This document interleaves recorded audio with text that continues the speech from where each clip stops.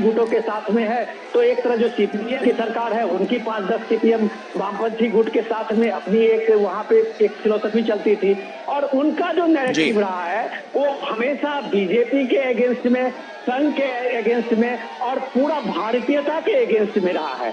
इस फिलोसफी को किस तरह से वहां मुकाबला किया है, किस तरह से लोगों ने वहां कुर्बानी दी है, आप सुन के हैरान हो जाएंगे कि कम से कम 200 से ज्यादा संघ के कार्यकर्ता मारे गए हैं इसी केरल में, और ये अपने हिंदुत्व को लेके या राष्ट्रीयता को लेके। बिल्कुल विनोद जी, ये बात तो साफ तौर पर जग जाहिर है और ये नजर भी आ रहा है। आप बने रहिए हमारे साथ। अनुज यादव भी हमारे सहयोगी हमारे साथ जुड़े हुए हैं।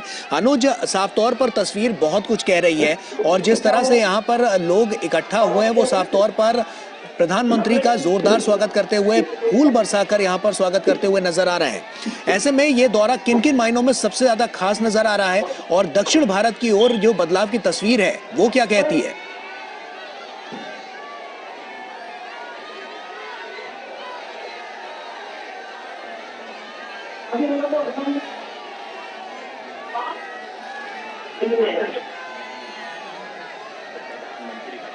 है और उसके पीछे एक नहीं अनेकों कारण हैं। सबसे पहली बात अगर हम करें, आज केरल के कोच्चि में जिस तरीके से ये तस्वीरें दिखाई दे रही हैं, उसके पीछे सबसे बड़ा कारण ये है कि आज आकांक्षाओं की, लोगों की जो आकांक्षाएं हैं, जो अपेक्षाएं हैं, जब वो पूरी होती हैं तो इसी तरीके की तस्वीरें अपने प्रिय नेता की दिखाई देती हैं। हम जानते हैं कि प्रधानमंत्री नरेंद्र मोदी का विकास की योजनाओं को लेकर जो फोकस रहा है पूरे देश भर में, उसके पीछे कोई राजनीति नहीं है, उसके पीछे पूरा देश है। सबसे बड़ी बात जो हमने पिछली कई सरकारों के अंदर देखी है गौरव, हमने देखा है कि जिन राज्यों के अंदर जो सत्तासीन सरकारें होती हैं, वो सिर्फ जो विकास की परियोजनाएं हैं वो सिर्फ उन्हीं राज्यों के अंदर उनको लेकर आते हैं। लेकिन प्रधानमंत्री नरेंद्र मोदी ने उस राजनीति को बदल दिया, उस सोच को बदल दिया, उस नीति और नीयत को बदल दिया। प्रधानमंत्री नरेंद्र मोदी ने शुरुआत में ही जब 2014 में सत्ता में आए थे तो उन्होंने कहा था उनके लिए सबसे पहले अगर कुछ है तो वो देश है, और देश के अंदर जब कोई नेता अपनी नीति और नीयत से, सही नीति और नीयत से काम करता है तो इस तरह की तस्वीरें दिखाई देती हैं जो आज आप तस्वीरों में देख पा रहे हैं। हम जानते हैं कि केरल के अंदर भारतीय जनता पार्टी की जो सरकार है वो नहीं है, लेकिन उसके बावजूद भी लोगों की आकांक्षाओं को पूरा करना, उनकी अपेक्षाओं को पूरा करना, हजारों करोड़ रुपए की सौगात देना, ये एक सबसे बड़ा फोकस प्रधानमंत्री नरेंद्र मोदी का और मोदी सरकार का रहा है। मैं अगर बात करूं तो प्रधानमंत्री नरेंद्र मोदी केरल के अंदर जब भी आते हैं तो हजारों करोड़ की परियोजनाओं को लेके आते हैं। कल भी ऐसा ही होने वाला है। केरल के अंदर 4000 करोड़ रुपए की परियोजनाएं हैं जिनका शिलान्यास और उद्घाटन करेंगे। पिछले कुछ महीनों पहले ही मैं प्रधानमंत्री नरेंद्र मोदी की एक कोच्चि यात्रा में मैं उनके साथ जब यहाँ पर आया था तो आईएनएस विक्रांत का इसी कोच्चि से जो है उन्होंने उद्घाटन किया था, देश की जनता को आईएनएस विक्रांत सौंपा था। तो ये तस्वीरें आज इस बात को दर्शाती हैं कि प्रधानमंत्री नरेंद्र मोदी के लिए देश सबसे पहले है। सरकारें हो या ना हो, भारतीय जनता पार्टी की उस राज्य के अंदर उससे कोई फर्क नहीं पड़ता। प्रधानमंत्री के लिए देश की जनता सबसे पहले है, और जब प्रधानमंत्री किसी इलाके के अंदर जाते हैं तो इसी तरीके से फूल मालाओं से प्रधानमंत्री का स्वागत होता है। और सबसे बड़ी बात है कि हर कोई जाति और धर्म से ऊपर उठकर अपने प्रिय नेता को देखना चाहता है। और हमने इस बात को देखा है कि जब प्रधानमंत्री देश के किसी भी कोने में पहुंचते हैं तो प्रधानमंत्री को देखने के लिए जो भीड़ और जनता उमड़ पड़ती है, उसके बाद प्रधानमंत्री मोदी ने ये भी फैसला किया कि वो जिस इलाके के अंदर जाएंगे लोगों को परेशान ना होना पड़े। जब वो एक जगह से दूसरी जगह जाते हैं तो वो लोगों का अभिवादन स्वीकार करते हुए जाते हैं, और इस तरह की व्यवस्था बनाई जाती है कि लोग जो है भीड़ में लोगों को परेशानी ना उठानी पड़े। इसी वजह से प्रधानमंत्री Narendra Modi 2 kilometre, 4 kilometre, 8 kilometre का जो भी सफर तय करते हैं शहर के माध्यम से, प्रधानमंत्री नरेंद्र मोदी की कोशिश की है कि रहती है कि वो अपने देश की जनता से मिल सके। और हमने तो देखा है कि जब भी कोई कार्यक्रम होता है तो प्रधानमंत्री नरेंद्र मोदी संवाद भी करते हुए नजर नजर आते हैं। तो निश्चित तौर पर आज केरल की इस धरती पर, कोची पर 2 दिन का ये दिवसीय दौरा होगा। प्रधानमंत्री आज कई हजार करोड़ की परियोजनाओं का आयोजन कल में जो है उद्घाटन और शिलान्यास करेंगे, और साथ ही साथ कल जो है केरल के त्रिचुर में प्रधानमंत्री नरेंद्र मोदी यहाँ पर 2 अलग अलग मंदिरों में, जो एक राम का मंदिर है और एक श्री कृष्ण मंदिर है, वहां पर पूजा अर्चना भी यहाँ पर करेंगे। और उम्मीद है कि त्रिचुर की जनता भी जब सड़कों पर आएगी तो प्रधानमंत्री नरेंद्र मोदी का अभिवादन करेगी। बिल्कुल अनुज, आप बने रहिए हमारे साथ। शैलेंद्र मिश्रा हमारे सहयोगी लगातार हमारे साथ बने हुए हैं। शैलेंद्र का रुख कर लेते हैं।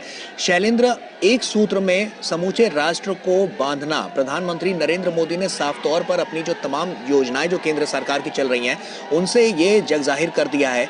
ऐसे में साफ तौर पर अगर हम कहें कि चाहे हम बात समूचे जब भारत की करते हैं तो वहां पर जो विकास की जो बयार है वो लगातार देखने को मिल रही है। दक्षिण भारत इस कड़ी में लगातार बढ़ता हुआ नजर आ रहा है। तो ऐसे में ये दौरा और किन मायनों में खास हो जाता है, और इसके अलावा जो बदलाव की तस्वीर है, जो बदलाव की बयार है, वो क्या कुछ कह रही है?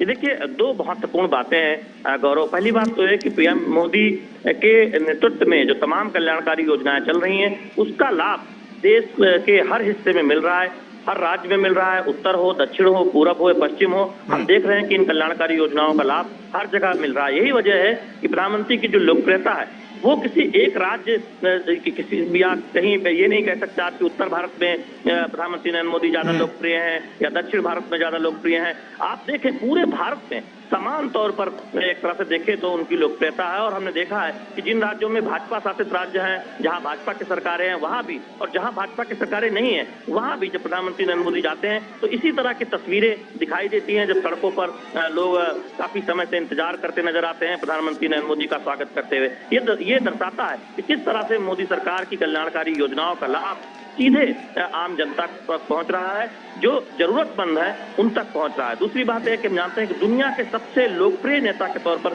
प्रधानमंत्री नरेंद्र मोदी जाने जाते हैं।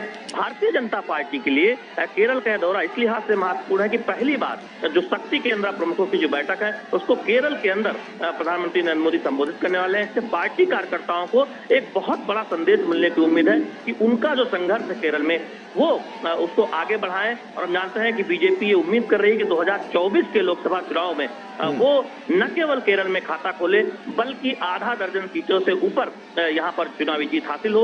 उस उद्देश्य के साथ यहाँ स्थानीय जो बीजेपी कार्यकर्ता है वो काम कर रहे हैं। और निश्चित तौर पर पार्टी के इस लक्ष्य को प्रधानमंत्री नरेंद्र मोदी के इस दौरे से एक बहुत बड़ा बल मिलने वाला है, क्योंकि कार्यकर्ताओं को एक संदेश मिलने वाला है कि वो पूरी ताकत से जुटे रहे जनता के कल्याण में, कल्याणकारी योजनाओं के जरिए जो लाभ पहुंच रहा है उसको उसके बारे में जनता को बताने में। तो निश्चित तौर पर उस लिहाज से भी देखें तो बहुत महत्वपूर्ण हो जाता है। जिन इलाकों से ये रोड शो गुजरा है, अगर हम उसे बताएं, महाराजा कॉलेज से ये रोड शो शुरू हुआ, उसके बाद जो सुभाष पार्क है वहां से होता हुआ आगे म्युनिसिपल कॉर्पोरेशन और फिर जो गेस्ट हाउस की का रास्ता है, ये एक पूरा बिल्कुल कह सकते हैं कि कोच्चि शहर के बहुत मुख्य इलाके से ये गुजरते हुए प्रधानमंत्री नरेंद्र मोदी का रोड शो आगे बढ़ा है। तो बहुत महत्वपूर्ण है जो तस्वीरें हमने देखी सड़कों के दोनों तरफ, उसमें महिलाएं बड़ी संख्या में थी।